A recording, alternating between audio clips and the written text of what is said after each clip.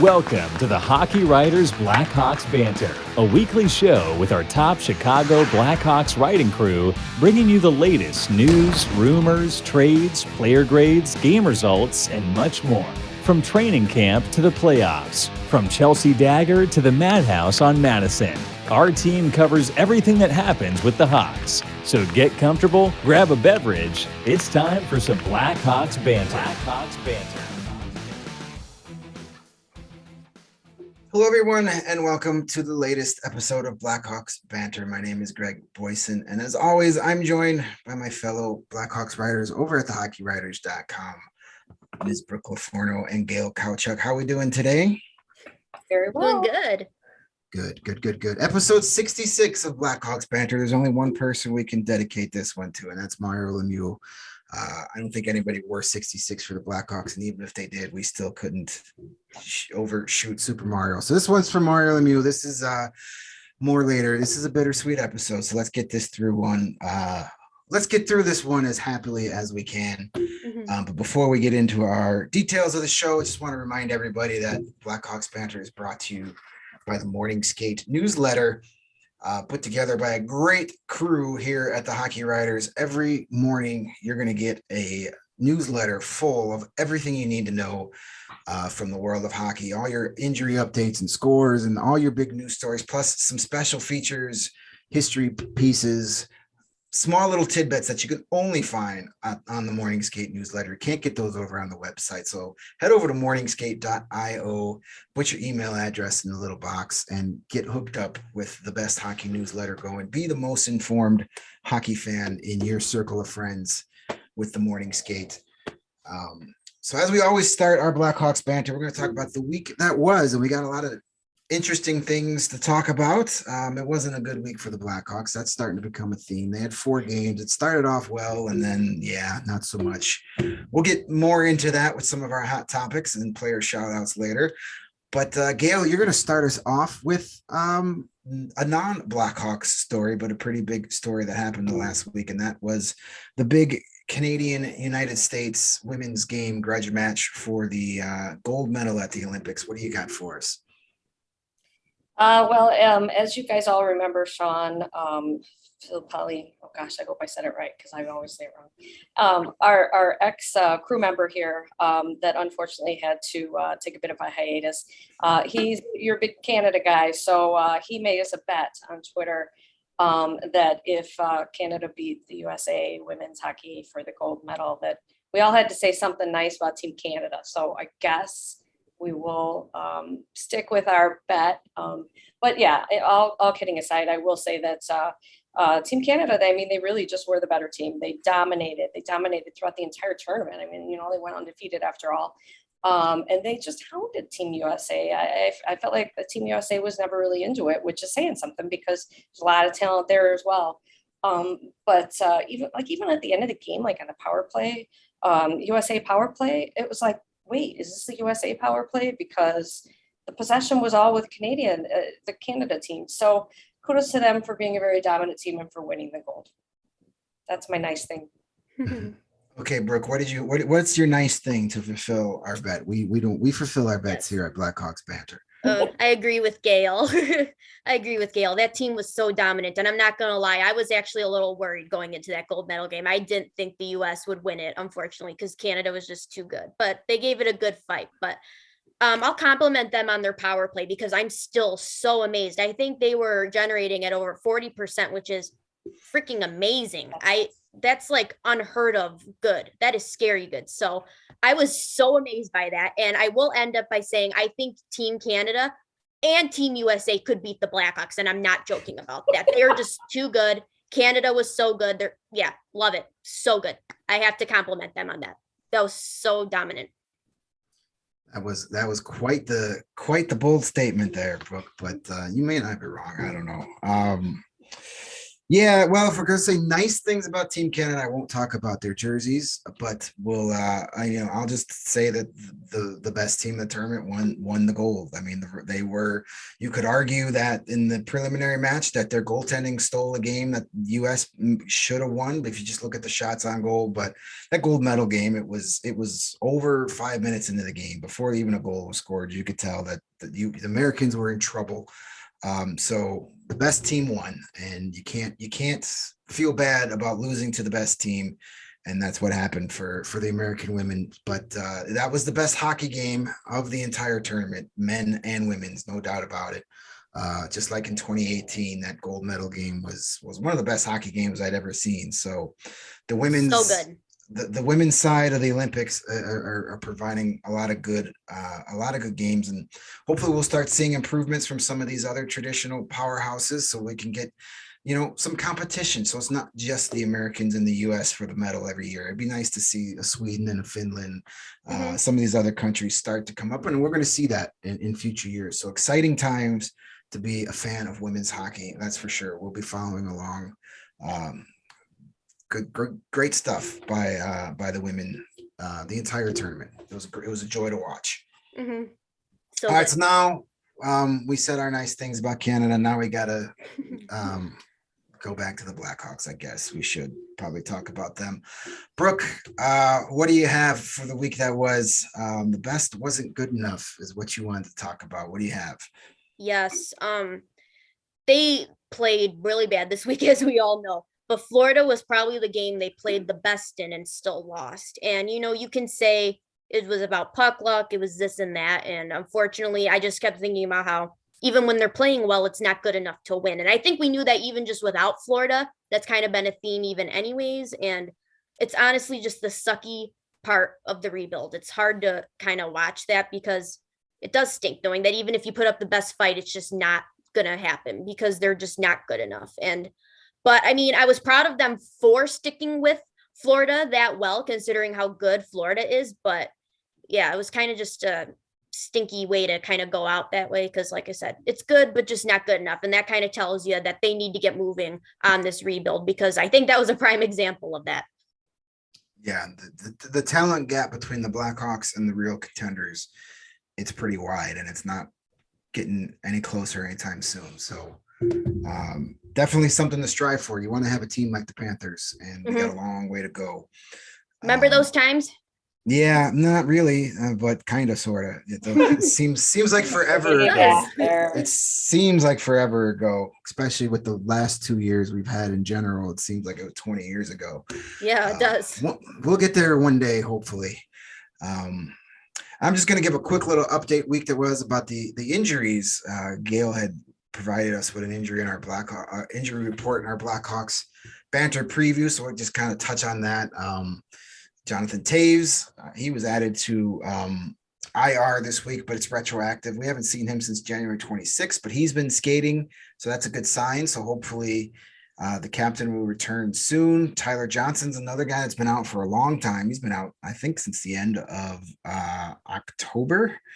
And he had some neck surgery, same that Jack Eichel had, but he's been skating on his own and been practicing. So Derek King has mentioned that he could be back at the end of the month, which we're almost at. So any day now.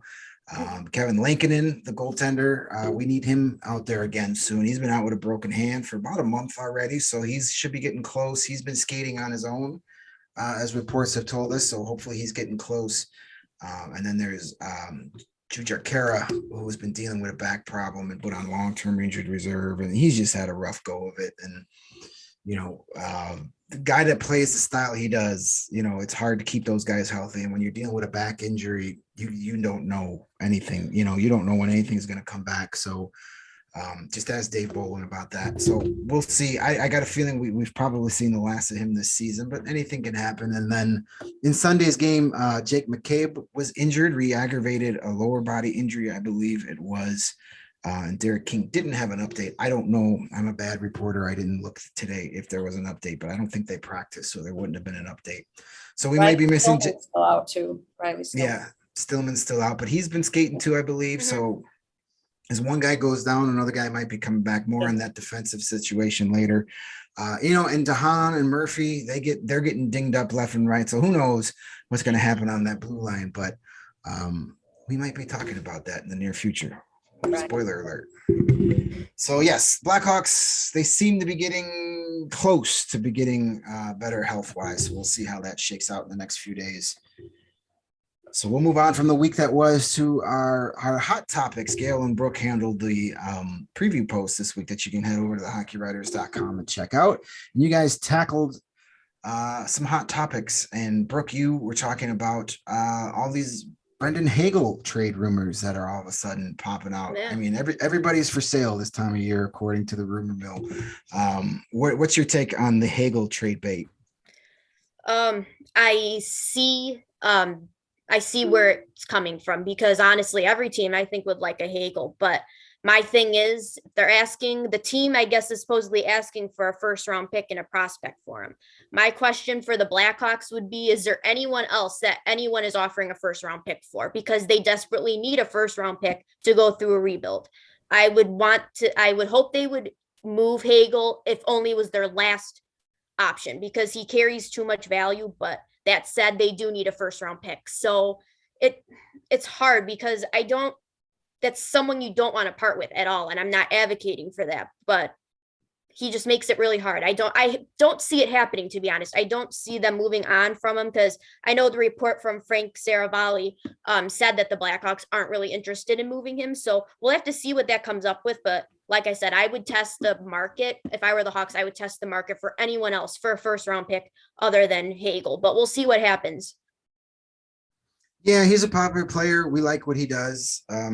He does the stuff that a lot of guys on the roster don't. But if someone really is going to give you a legit prospect and a first round pick for him, I think you got to pull the trigger on that. You need as many assets as you do right now. And probably an unpopular move, but it might be a wise decision. These are the hard decisions whoever the next general manager is going to have to make. So we'll see. I don't buy it. I don't think anybody's going to give a first round pick to Brandon Hagel, to be honest with you. I don't see it happening, but they did for Ryan Hartman, so who knows? This is true. So stranger things have happened. Never underestimate the stupidity of an NHL general manager at the trade deadline. Yep. They're desperate. Yes, exactly. Yeah. Well, desperate is how the teams like the Blackhawks can improve in a hurry.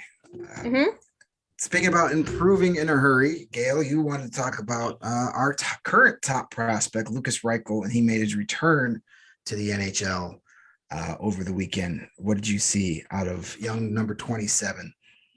Yeah, there was kind of some excitement there because they brought Lukas Reichel back. He played the last 2 games. So everybody was pretty excited about that. He really has been dominating in the AHL. 14 goals, 19 assists in 33 games with the Ice Hogs. So you could argue that he's ready for the NHL, but we know that the Blackhawks are trying to kind of take a patient approach with him. And they're also hesitant to burn the first year of his contract on this lost season, kind of basically for the Blackhawks. So if they are going to stick to their original plan, he only plays 9 games. He played in 2 games earlier this season, mid-January. And did pretty well. 5 shots on goal, averaged a little bit over 15 minutes of ice time. And he was centering on the top line between Brandon Hagel and Patrick Kane. He looked the part there. And for the most part, these last 2 games, he looked the part as well, especially in the Stars game, which was his first game back. 2 shots on goal. He had a takeaway. He played 1741 minutes of ice time. 4 of 7 on faceoffs, 57%. So obviously we're happy about that. We know that faceoffs are definitely an issue with Blackhawks. But then he kind of came back down to earth again on Saturday against the Panthers. He only played a little 1329 minutes ice time, 1 shot on goal, only 2 of 11 on faceoffs. But he did play on the second power play. So it was kind of good to see him get involved there. Derek King said about him, he said he was okay. This is a process. He'll get a couple of games here against some good opponents, and we'll grab some clips, talk to him about it, get a week work of practice, and see where we go after that. So he wouldn't really commit as to whether or not Reichel was going to stay or not. I think it makes sense to have him just play those 9 games. I think they probably will play those 9 games, but who knows if it's going to be now or a little bit later in the season. I'm excited to see what he has to offer next season, because I think he will be definitely with the Blackhawks full time then. Yeah, it's going to be interesting to see how they handle this. You know where I stand. I've said a lot of times I have no problem with him heading back to Rockford for that playoff push and playing in the postseason. They're going to need him if they want to get there. The Ice Hogs lost both of their games this weekend without him, so um, we'll see how they play that out. I think it was Scott Powers in the Athletic that had a really good article with the Panthers when you see guys like Lucas Carlson and Gustav Forsling that couldn't find the ice here, but all of a sudden become real solid defensemen for one of the best teams in the league. This Blackhawk team needs to develop a philosophy of patience with these young kids. So many of these guys, they've given up way too soon. And it's come back to haunt them. So hopefully they're making the right moves here with Reichel, and time will tell. My hot topic, again, something that we've talked about a bunch here. Where's our freaking general manager already? How long are we going to sit here with no general manager? You haven't interviewed anybody in like over a week. The last person we heard was Matthew Darsh, who I would think would be a decent candidate. He's the director of hockey operations for the Tampa Bay Lightning. I mean, we've mentioned Kyle Davidson, of course, wasn't interviewed. Carolina Hurricanes assistant GM Eric Tulsky, Panthers assistant or former, I want to say Panthers because that's who he played for, but former Canadians assistant GM Scott Mellenby, Peter Chiarelli, no thanks, and Jeff Greenberg from the Cubs for some reason. Those all got interviews. We got 6 candidates interviewed. When are we going to make a decision here, guys? Let's do it. And a lot of people still think, you know, Kyle Davidson, he's still the odds-on favorite. Well, if you're going to give him the job, why are we wasting time doing all this stuff? Just make him the GM already. Let's get the show on the road. We're getting closer and closer to the trade deadline. I've said here that Tulsky's my guy. Darsh wouldn't be a bad guy either. Just look where they're coming from. They're coming from the Hurricanes and the Lightning. What are the Hurricanes and the Lightning really good at? Drafting and developing young talent. What we just talked about that the Blackhawks are really bad at. These two guys are coming from 2 organizations that are 2 of the best at it. So those would be my guys.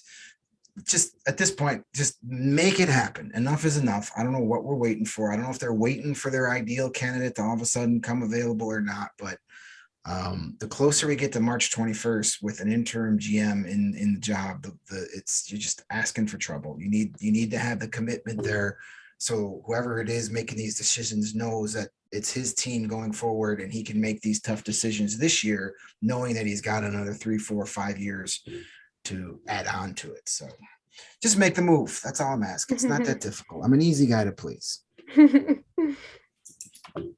I'm just going to give another quick reminder as we load up for our second half of the show that this week's episode of Blackhawks Banter brought to you by that wonderful Morning Skate newsletter. Morningskate.io is where you go to sign up for it. Or if you're cruising the hockeywriters.com and reading a lot of our great articles, not only of our great Blackhawks coverage, but all across the league, you'll see banners all the time popping up in our articles. Click on that. They can sign up there as well. Don't want to miss the Morningskate.io newsletter. Excuse me. We got a great staff, creative staff that puts that together every morning right to your inbox. It comes to you. You don't have to go looking for it. So add your name to that list if you haven't done it already.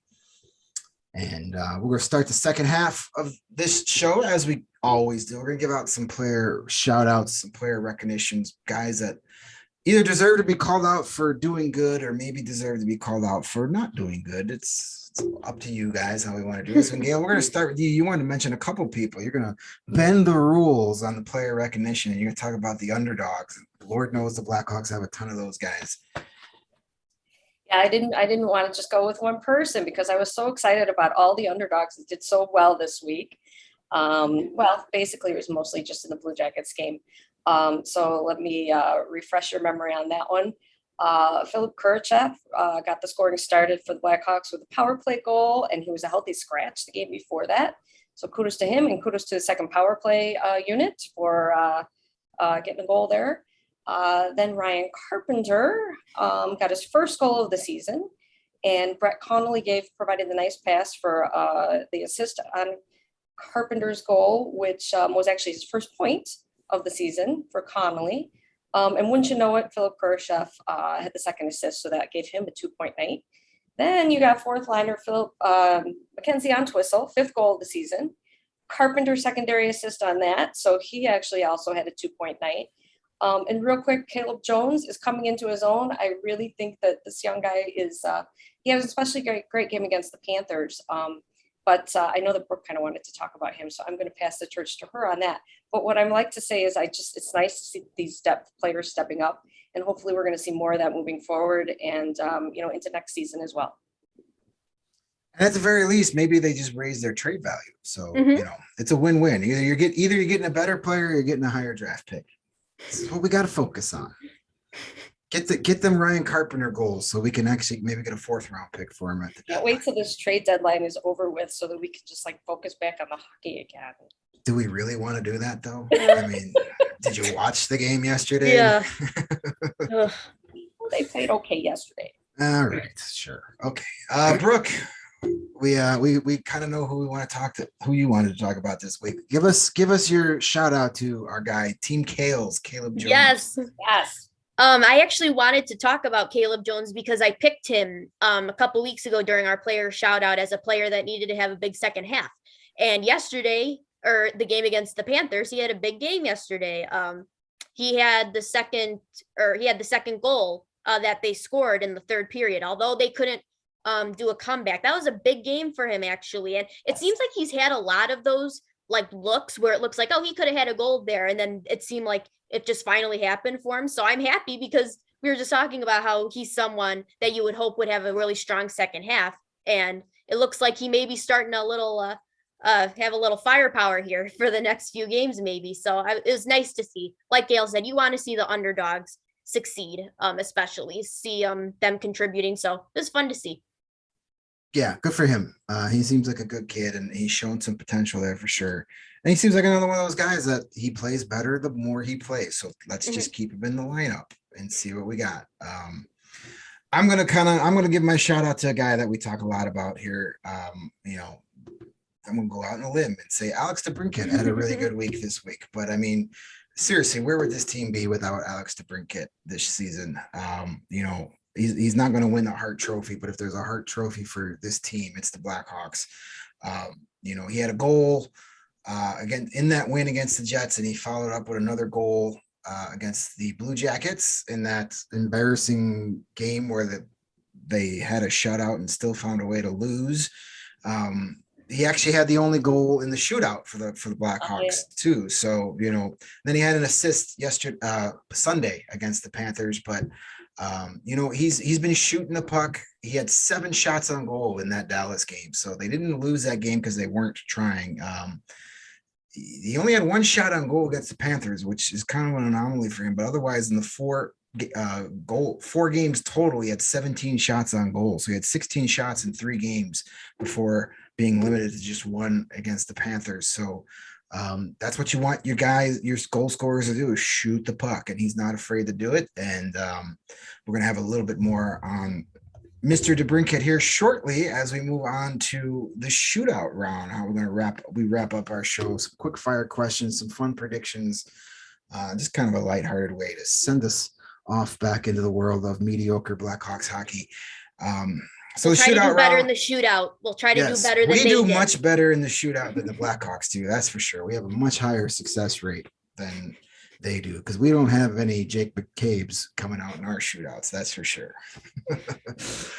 All right. Round 1 of the shootout.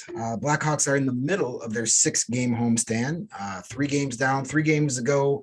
They haven't won yet. They're 0-2-1. And they've actually lost their last 7 home games. So the United Center, not the friendly confines of late.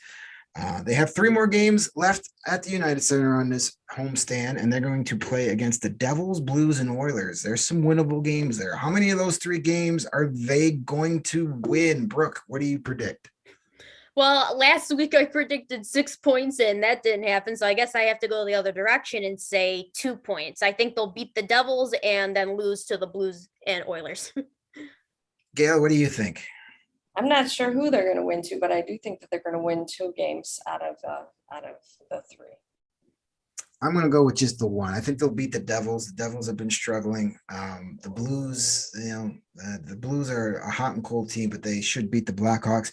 the Blackhawks have had some success against the Oilers, but they've made a coaching change and they're 4-1 or 5-1 under their new coach. They got that new coach bounce that the Blackhawks had for a couple of weeks. So they're playing better. They're playing much better hockey than what we saw. I mean, the last time we saw the Oilers, we got their coach fired. So now they're going to probably be a little angry about that. So I think just one game that win against the Devils.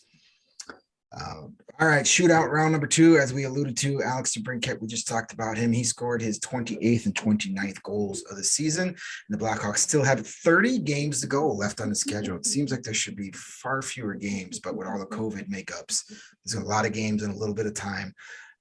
So 29 goals, 30 goals left. How many goals do you think DeBrincat will finish when the season is all said and done? Does he have a shot at the magic number 50? Gail, what do you think?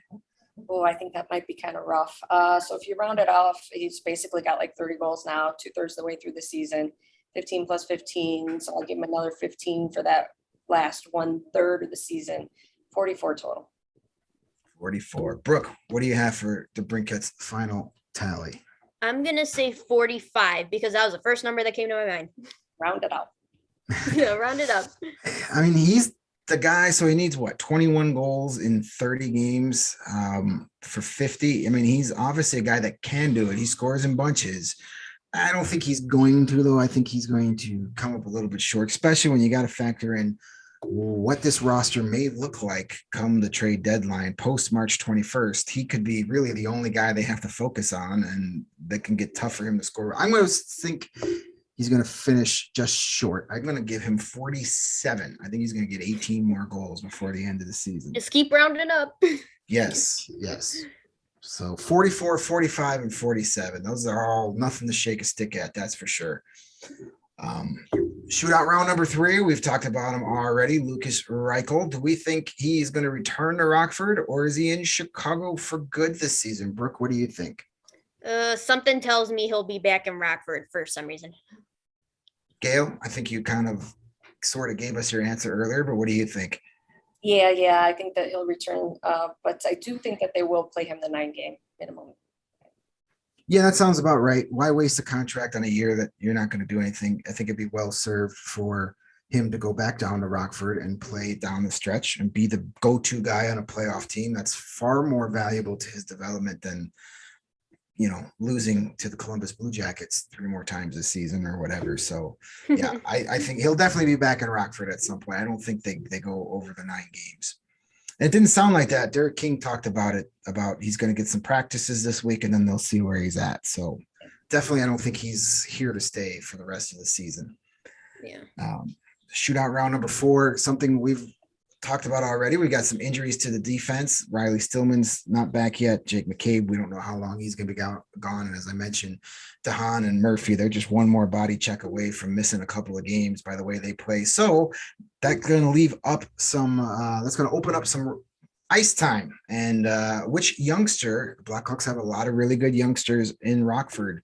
Which one of those guys do you want to see first the next time a spot is open? Brooke? I want to see Wyatt Kalynuk. I think we talked about this before. Just a big fan of him. I'd like to see more of him. Gail, what do you think? That's my pick too, Kalynuk. I almost picked Jakub Galvis. They both actually played 5 games, which I didn't realize, but I think Kalynuk's been farther back, so I'd like to see him again. Yeah, I'm a big fan of Wyatt Kalynuk. I think he's going to be a pretty good defender. But since it's McCabe that's out, you may want to go maybe a little more physical player than Kalynuk. Kalynuk's more your offensive mind defensive. I want to see Isaac Phillips get another shot up here at the NHL. He's been playing so good in Rockford. He's been bringing the size, but he's also been bringing some offense. He had a great shorthanded goal the other night. He's been throwing some body checks. He actually got into a fight with a goaltender last week. With the Wolves goaltender, Jack LaFontaine got in his face, and then as soon as LaFontaine's helmet came off, he immediately headed for the hills. But Phillips gives you that edge, gives you that size, and gives you the physicality that you're going to miss out with McCabe out of the lineup. So I say he's earned a shot to come up and get a game or 2 and then go back to Rockford. He's a good kid. He's got a bright future. I'm really excited to see more of Isaac Phillips. I think he's going to be a really popular player in Chicago. He was my favorite pick in that draft, so I agree with you. Yeah, no, I've had the pleasure, and I don't get to say this a lot about guys in the minor leagues. I've had the pleasure of talking to him a few times this year, and he's just a very smart, nice, bright kid. And then he gets on the ice and he's ready to tear somebody's head off. So he's going to be a fan favorite. I have no doubt about that. Mm-hmm. And our final shootout question, fifth and final round. Patrick Kane over the weekend picked up his 720th career assist in a Blackhawks uniform, passing the great Hall of Famer Dennis Savard for the second most in team history. Stan Mikita has the record at 926. You're talking 206 more than number 88. Last question. Do we think Patrick Kane will catch Stan Mikita before it's all said and done? Brooke? Do you know what? Maybe, I don't know. Okay, I'll just say what first came to my mind. So maybe close, but no. Gail, does he get another 206 assists? Yes, I think he will. I'm going to go no, just because it's just so much uncertainty. Yeah. He's got one more year in his contract. Does he re-up, come here? Is he traded before that? We don't know. And, even if he stays beyond that contract for a couple of years, it's going to be some lean times. We're heading into some lean times. He might not have anybody to pass to that can actually score a goal. So I think it's going to be real tough. If we were talking about 4 more years of the 2013 team, then I'd be all about he's breaking the record. I just don't know if there's going to be enough around him for him to pick up that many assists. But Patrick Kane is a player that loves to prove people wrong. So I wouldn't put it past him. I just don't think he's going to be able to do it. Mm-hmm. All right, that will wrap up our shootout round. And before we wrap up this episode, Gail wanted to take over the last few minutes of our episode. So Gail, I'm going to leave it open to you. Yes, we have a very, very, very bittersweet announcement to make that Greg, actually, this is his last night with us. He was offered an opportunity that he just can't pass up. Head Blackhawks writer for an all-new Chicago media outlet. We can't tell you a whole lot about it, but you'll learn about it in the next few weeks or so here. And so he'll still be covering the Chicago Blackhawks. He won't be with the Hockey Writers, but you can still follow and interact with Greg, and we sure plan to, don't we, Brooke? Yes, we are. We're going to miss you a lot, Greg. I appreciate that. It's exciting. I'm sad. The Hockey Writers has been family to me for 3.5 years. They had my back when I was going through the worst time of my life. So, I wouldn't be blessed with this opportunity ahead of me if it wasn't for the work I got to do here and the faith that they put in me. And I've been blessed to work with so many great writers and people I now can call my friends, like you guys, Gail and Brooke and Sean. I'll be supporting you guys. I'll be retweeting you guys. I'll be reading everything. I'm super proud of what we were able to build with this show. The 3 of us and Sean, I'm super proud of this. And I can't wait to see where you 2 ladies take it. It's going to be awesome. I'm going to watch every Tuesday. You can count on that. And I look forward to, if you guys are really desperate, you can, I'll come back and be a guest. If you're really, can't find anybody with more talent, I'll come back and be a guest for you guys anytime you need it. And thank you. I appreciate it. And for those of you following me on Twitter, this isn't the time to talk about it, but there'll be some exciting news coming out soon. And I'm definitely not going to forget my time here at the Hockey Writers. I owe any future success I may have to the time I spent here and the great people I got to work with. Yes, we're family forever. Nobody's going to be able to fill your shoes, that's for sure. But keep it with us, everybody, all of our followers, because Brooke and I are working on perhaps maybe another crew member or 2, and also some awesome guests. And we got some things up our sleeves. Yes, we do. Yes. These two are, you guys are going to kill it. I have no doubt about that. The Blackhawks Banter is going to head into a slightly different direction, but it's going to be great. Yes. I'm excited to see where it goes. And we are going to get you back as a guest. So we're going to. Yes. All right. Anytime. And we'll still be talking smack on Twitter. So for our followers, don't worry, you won't miss a thing. Anytime you need a cranky old man to come on and yell at clouds, I'll be your guy. Yes, exactly. All right. That's going to wrap up this episode of Blackhawks Banter. Thank you guys, everybody who's watched the past 66 episodes and have clicked on any of my articles the last 3.5 years. Keep supporting this wonderful site and this wonderful show. I know I will be. Now I get to be a fan instead of just an employee. So thank you guys for watching this week. Remember, Morning Skate newsletter. Please go sign up for it. You're not going to regret it. It's great stuff. And please be safe, because we want to, Brooke and Gail want to have you guys back here next week for some more great Blackhawks banter. We'll be checking you guys later. Thank you, everybody.